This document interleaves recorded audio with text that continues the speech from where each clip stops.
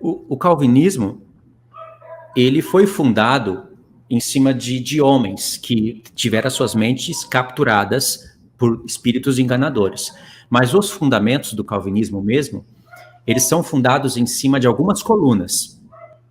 Cada um vai identificar ali a coluna, por exemplo, Efésios 1, como Paulo fala, predestinados, né, antes da fundação do mundo, pode ser uma coluna. Romanos 8, aqueles que ele de antemão conheceu, também a esse chamou e predestinou, e os que predestinou, chamou e glorificou, pode ser uma outra coluna.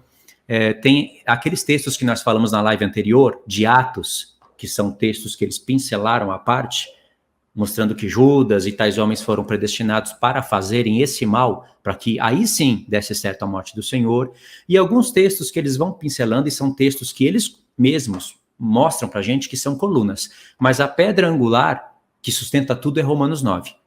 Se você conseguir mandar um terremoto de textos sobre Romanos 9 e abalar isso, todas as outras colunas cairão.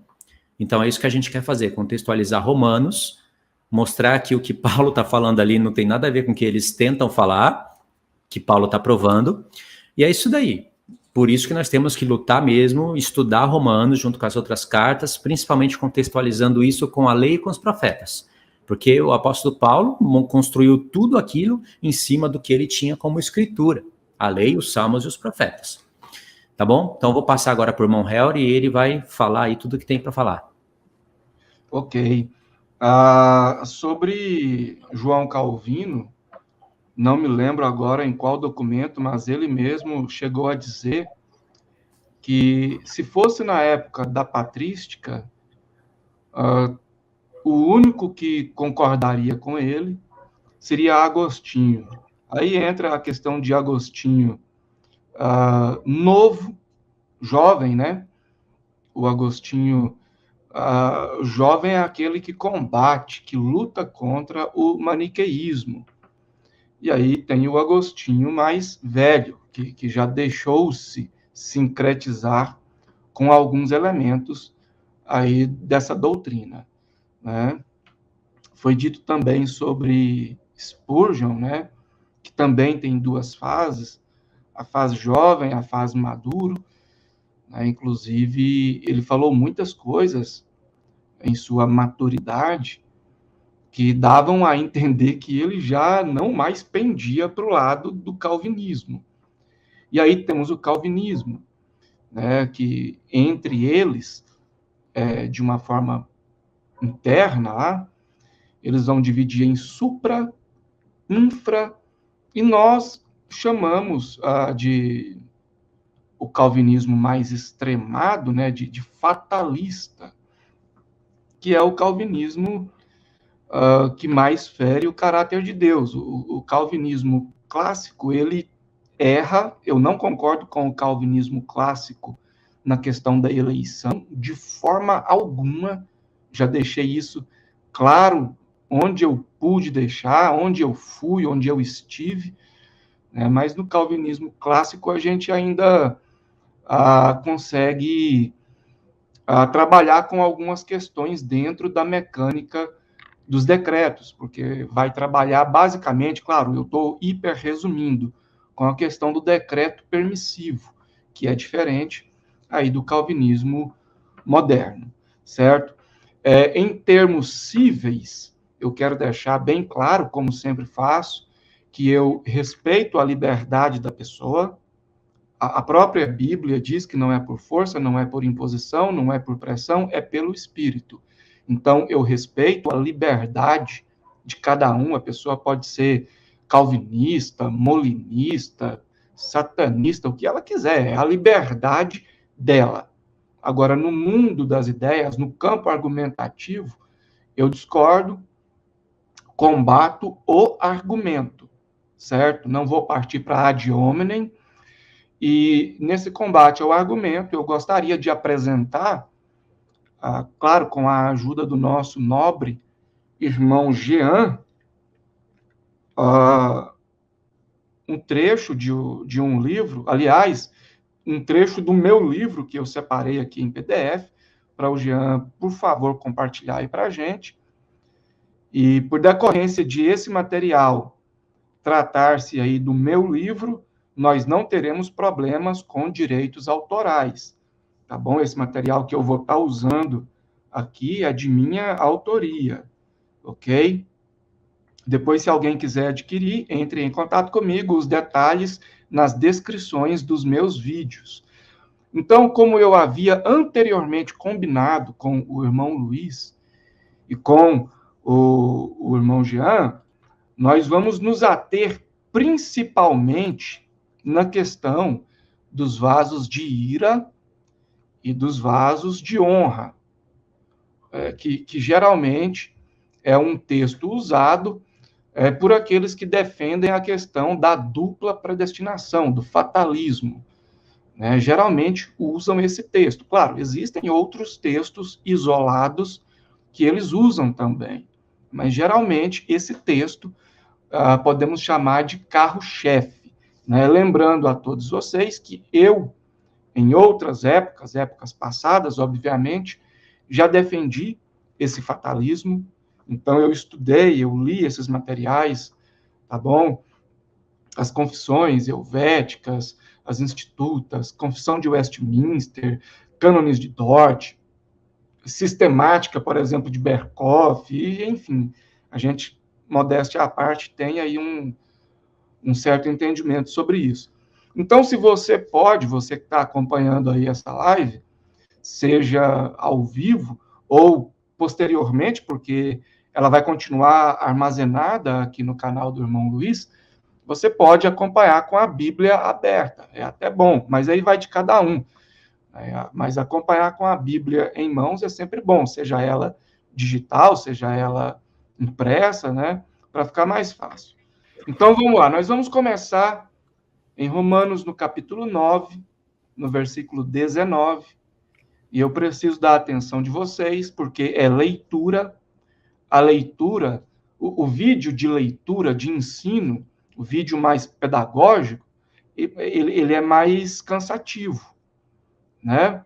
Então, eu preciso da atenção de vocês, eu vou ler devagar e tal, ok? Acompanhe aí. Romanos 9, 19. Dir-me-ás, então, por que Deus ainda nos culpa? Porquanto, quem resiste à sua vontade? Aí vem a minha explicação. Eu vou explicar o que está escrito aqui e vou tecer um comentário extra. Aqui o apóstolo Paulo suscita uma suposta pergunta que poderia ser levantada pelo interlocutor imaginário do texto. A gente chama isso de apóstrofe, ok? Ou seja, ele pressupõe que tal interlocutor pudesse perguntar: se ninguém pode resistir à vontade de Deus, então esse Deus nos culparia de quê? Né? Se tudo que ele faz é arbitrário, é forçoso, então ele nos culpa de quê? Né? Nos versículos seguintes, você irá entender melhor o porquê disso. Mas, quando o suposto interlocutor, dentro da pergunta, enfoca que ninguém pode resistir à vontade de Deus, ele não está falando do convite geral de Deus para a salvação, que é a graça disponibilizada a toda a humanidade no sacrifício de Cristo, que tem efeito antes da fundação do mundo. Primeira carta de Pedro, capítulo 1, versículos 19 e 20. Então, antes do homem pecar, Deus já tinha dado o primeiro passo em direção a ele. E lembrando que o pecado original fere a imago Dei, mas não erradica a imago Dei, tá bom? Continuando. Convite esse que é disponibilizado a todos. Deixei duas referências. Romanos 5:18, Apocalipse 22:17. Caso contrário, teríamos que defender o universalismo, visto que seria contraditório ou hipocrisia lançar um convite, tendo a intenção ou tendo decretado que o convidado não aceite. Além do mais, se todas as vontades de Deus são exaustivamente obedecidas e feitas, praticadas, então por que, entre outros exemplos, Adão desobedeceu sua ordem no Éden? Se você ler, eu deixei as referências aqui, Gênesis 2, versículos 16 e 17. Gênesis 3, versículo 17. Você vai ver que Deus ordenou que Adão não comesse do fruto proibido. Deus não pediu, ele ordenou que Adão não comesse do fruto proibido. Adão foi lá e descumpriu. Esse ato de descumprir a vontade de Deus, você também pode ver em Jeremias, no capítulo 7. Se eu não me engano, a partir do versículo de número 31. Ok? Continuando. E se a nossa desobediência é decretada e é feita segundo a vontade de Deus, então que culpa o pecador tem quando a realiza? Daqui um pouco eu vou falar sobre isso. Ou seja, se tudo o que fazemos é a vontade de Deus, então quem poderá ser julgado por descumprir a vontade dele? Afirmo, sempre que a doutrina calvinista lhe mostrar trechos onde, supostamente, Deus decreta um pecado, e esse decretar aqui trata-se de um decreto forçoso, então sempre que a doutrina calvinista lhe mostrar trechos onde supostamente Deus decreta um pecado como causa e em seguida culpa aquele que cumpriu o decreto, examine o contexto e a etimologia, que é o que nós vamos fazer aqui. Porque se você ler, por exemplo, o versículo-chave dessa live, que é Romanos 9, 22, os vasos de ira e os vasos de honra. Se você ler isso de forma isolada, você vai crer na dupla predestinação, né? Eu quero passar aqui para esse versículo, só para fazer uma introdução. Tem mais coisas aqui que eu poderia ler, mas para a gente ganhar tempo, eu vou passar para Romanos 9, 20, para a gente introduzir o versículo que de fato nós vamos comentar, que é Romanos 9, 22, certo? Mas, ó homem, quem és tu que a Deus replicas? Porventura, a coisa formada dirá ao que formou, por que me fizestes assim? Geralmente é quando o calvinista, e eu respeito a liberdade, tá? Dos calvinistas, tal como eu gosto que a minha liberdade seja respeitada também, né? Então aqui não estou produzindo ad hominem, ok? Mas é aquilo que os calvinistas dizem. Quem és tu, ó vaso, para discutir com o oleiro? Vocês provavelmente já ouviram isso, né? Então eu vou fazer uma pequena analogia aqui, volto para o texto, a gente lê isso aqui e vai para Romanos 9, 22, que é o foco principal. Veja bem, quando Deus cria Adão, obviamente dentro da nossa crença judaico-cristã, né? Deus cria Adão a partir de quê? Da terra, do pó, do barro. Então, quando Deus cria Adão, Adão é um vaso de barro, certo? Que, obviamente, não podia contender, não podia desobedecer ou fazer qualquer coisa contra Deus, ou contra a vontade de Deus. Mas a partir do momento que Deus sopra o fôlego de vida nas narinas de Adão, Adão passa a ter vontade própria, passa a ser responsável por si, passa a ter volição, digamos assim. E aí, esse vaso, que é Adão, que agora já tem vontade própria, que agora já é dotado de volição, recebe uma ordem do oleiro. O oleiro seria Deus, nessa analogia. Então, o oleiro diz para Adão: vaso, eu ordeno que você não coma do fruto proibido. E a pergunta é: o vaso obedeceu o oleiro? Não. A culpa é de quem? Do oleiro? Não, é do vaso, certo?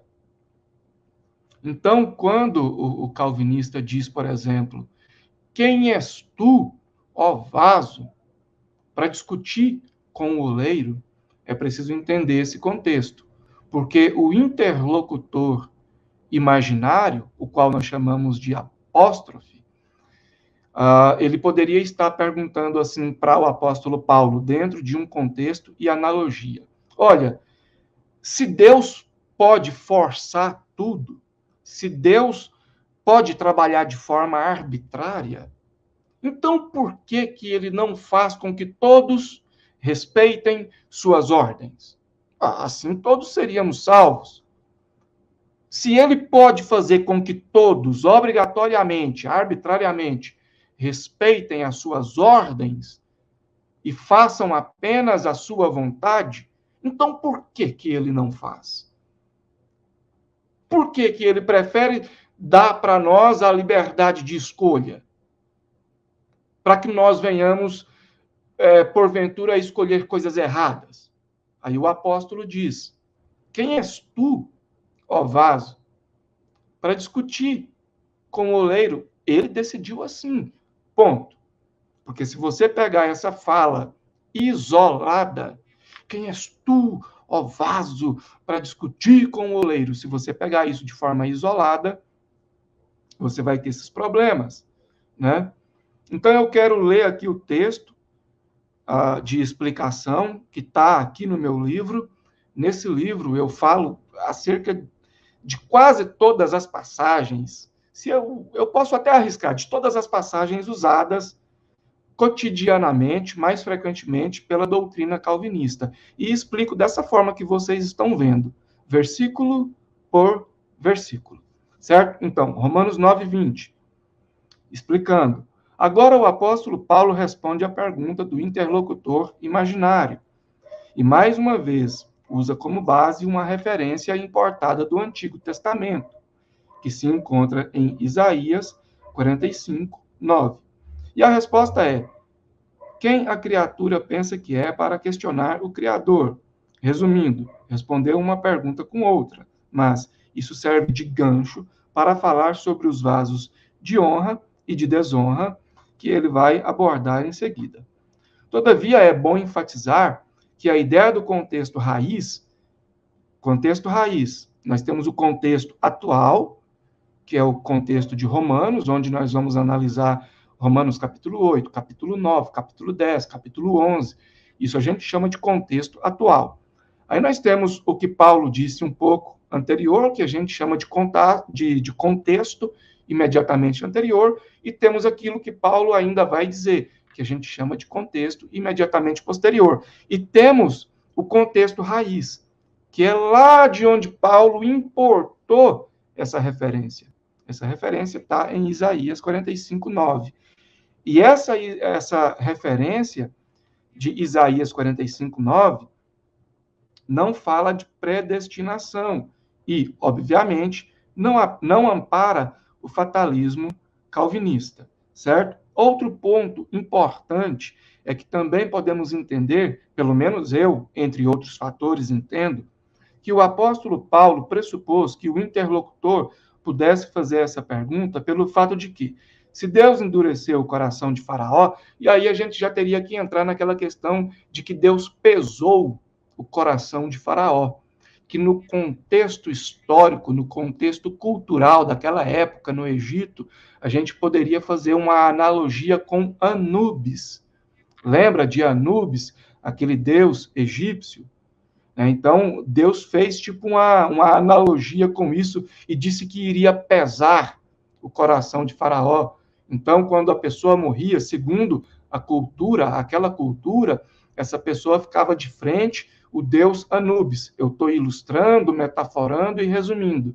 Então, o deus Anubis tirava o coração daquela pessoa, colocava em uma balança e colocava uma pena na outra ponta da balança. E então, o coração dessa pessoa tinha que ser mais leve que essa pena. E aí essa pessoa entraria para o gozo eterno ou algo nesse sentido. Então, daí aquela questão de pesar o coração. Claro que requer uma explicação com outros detalhes. Aqui eu não vou fazer, porque eu já estou pegando de Romanos 9:19 para frente, certo? Então, repetindo, outro ponto importante é que também podemos entender, pelo menos eu, entre outros fatores, entendo, que o apóstolo Paulo pressupôs que o interlocutor pudesse fazer essa pergunta pelo fato de que, se Deus endureceu o coração de Faraó, contexto imediatamente anterior, lembra que o apóstolo Paulo falou de Faraó, aí em Romanos 9, e se ninguém pode resistir à sua vontade, então por qual motivo o apóstolo mostra a insatisfação de Deus para com o pecado? Ou seja, Deus poderia obrigar a fazer com que ninguém pecasse, né? Foi o que eu expliquei no começo. Então, nós já estamos em Romanos 9, 21, né? Que é o versículo que antecede o ponto-chave onde a gente vai trabalhar aqui nessa live, que é Romanos 9, 22.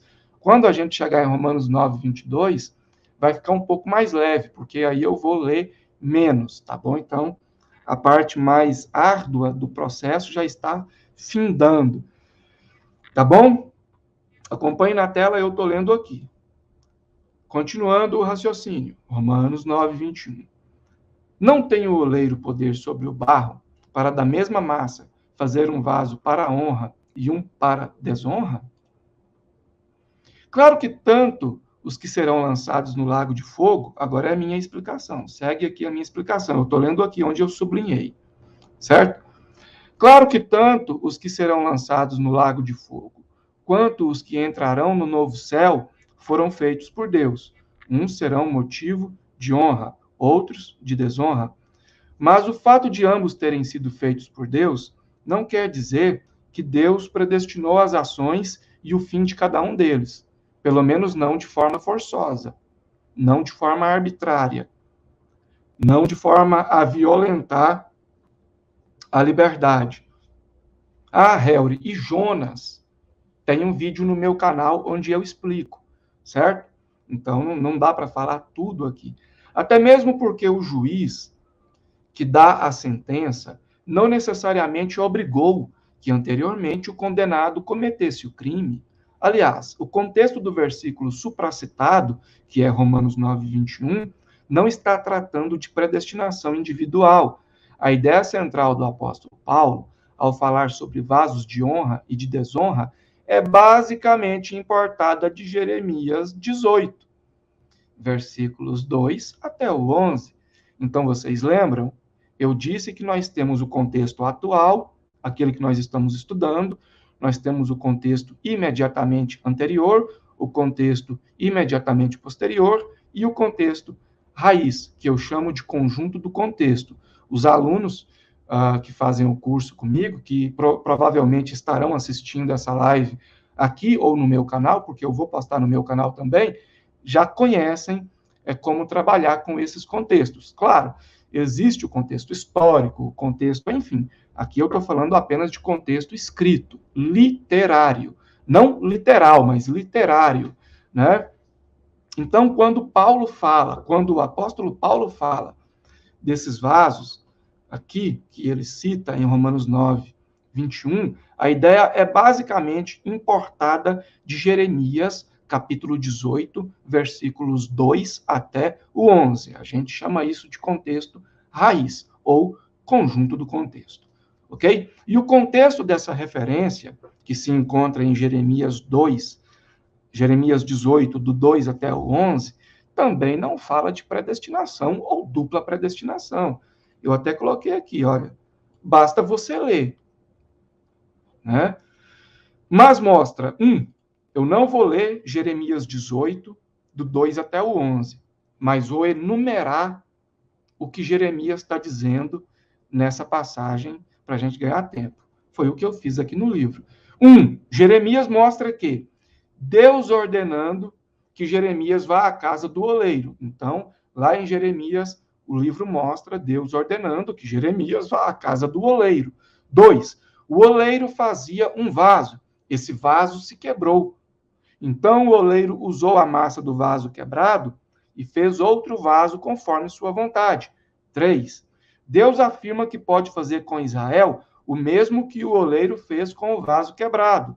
4, o próprio Deus usa a conjunção subordinativa condicional se.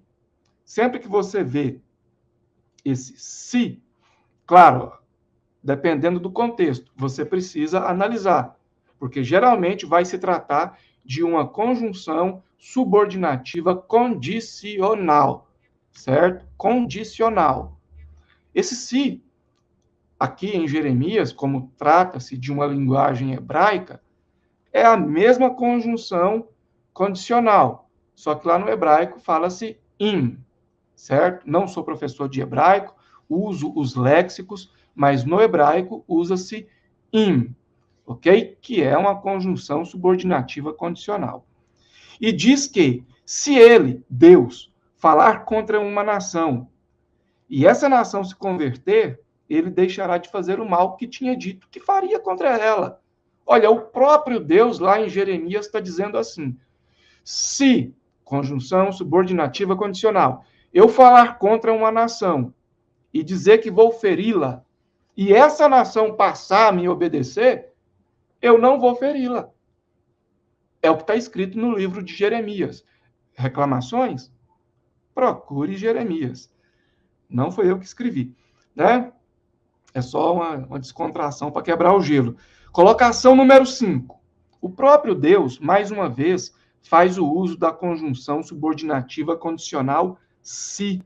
E diz que, se ele falar que edificará um reino, e esse reino não ouvir e nem praticar sua palavra, então ele não o edificará. Versículos 9 e 10. Continuando, estou lendo aqui número 6. Deus ordena que Jeremias fale aos homens de Judá e diga que ele, Deus, tem um plano mau, punitivo contra eles. Todavia, adverte para que se convertam. Ou seja, se eles se converterem, Deus não irá puni-los, né? Aí entra também uma questão de cronos e kairos, certo? Eu falo disso no curso de teologia biblista que eu ministro de forma online, certo? Quem quiser fazer parte, entre em contato comigo. Os detalhes na descrição dos meus vídeos e o irmão Luiz, vai deixar o número do meu WhatsApp comercial aqui na descrição também. 7. Não existe predestinação salvífica individual e nem pessoas exclusivamente feitas para o inferno, nem no contexto raiz e nem no contexto que o apóstolo importou a referência, que é Romanos 9, 21. Né? Aqui tem mais algumas coisas que eu poderia dizer. Aliás, eu vou dizer, já estamos com a mão na massa. Olha aqui, ó, o versículo em questão já é esse aqui. Então, já estamos chegando em Romanos 9, 22. Vamos só acabar de ler aqui para ficar bastante completa a explicação. Temos uma passagem em outro livro da Bíblia, onde o apóstolo Paulo também usa o exemplo dos vasos de honra e de desonra. Veja, ora, numa grande casa, não somente há vasos de ouro e de prata, mas também de pau e de barro, uns para a honra, outros, porém, para a desonra.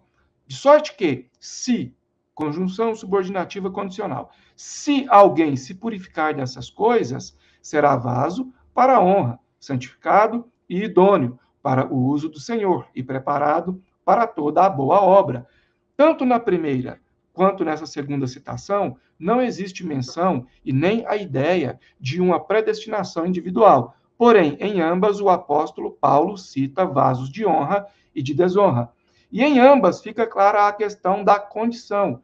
Na segunda citação, que é essa que eu acabei de ler, que se encontra aqui, ó, em 2 Timóteo, capítulo 2, versículo 21, isso fica mais evidente. Já na primeira citação, que é Romanos 9, 21, isso ficará mais claro no capítulo 11 e versículo 23, tá bom?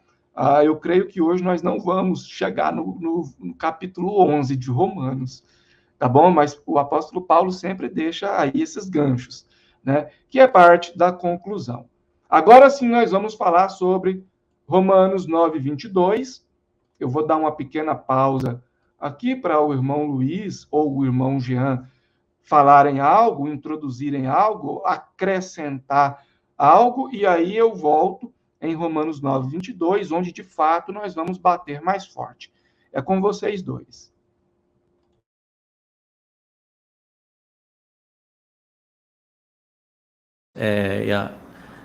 os comentários, mas se você tiver, eu aguardo, não tem problema, pode falar.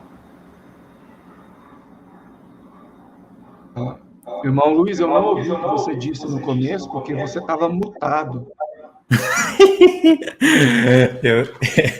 eu, eu falei pro Jean se ele tem comentários agora, se ele quiser, ele pode falar. Eu tenho aqui, e aí a gente tem que se concentrar bem para amarrar os assuntos, porque vai dar para fazer isso. Se quiser falar agora, Jean, pode falar, se não, se quiser também falar depois, você que sabe. Gente, deixa eu só complementar um pouquinho aqui que o irmão Heller falou no começo, né? Eu acho que até eu tinha mutado o irmão lá porque o irmão tava lá arrumando a lâmpada. Mas só complementar aqui, pois é, cara, é algo bem simples de entender, né? Não sei qual que é o problema, vai ver como uma irmã aqui comentou, né? Vai ver que o Senhor não predestinou os calvinistas mesmo a entender as escrituras somente para lançar os lagos de fogo, porque tudo que o irmão Heller comentou faz com sentido dentro do contexto bíblico. Porque você vê que Deus mesmo ordenou a Adão não comer do fruto e nem Eva. E aí os calvinistas falam que Deus que predestinou Eva a comer do fruto proibido, ou seja, é um Deus que não daria para confiar nele, porque uma hora ele fala isso, uma hora ele fala naquilo. E aí, quando a gente fala isso, os calvinistas dizem que a gente está blasfemando contra o Senhor, mas na verdade, os que verdadeiramente estão deturpando o caráter do Senhor são eles mesmos, com esse tipo de comentário, com esse tipo de afirmação, sendo que ninguém acreditava nessa predestinação calvinista até realmente a época de Agostinho, porque você pega as escrituras, você pega os livros dos pais da igreja, entendeu? Os pais da igreja que eram discípulos dos apóstolos. Você não encontra em nenhum momento eles escreverem isso, que Deus já destinou certas pessoas para o lago de fogo, certas pessoas para o paraíso. Se fosse dessa forma, então não precisaria nem pregar o evangelho, Cristo não precisava ter vindo morrer, porque então a salvação não é através do sangue e do sacrifício vicário de Cristo, mas sim da predestinação antes mesmo do mundo ser fundado. Então vocês veem que é uma coisa totalmente sem lógica.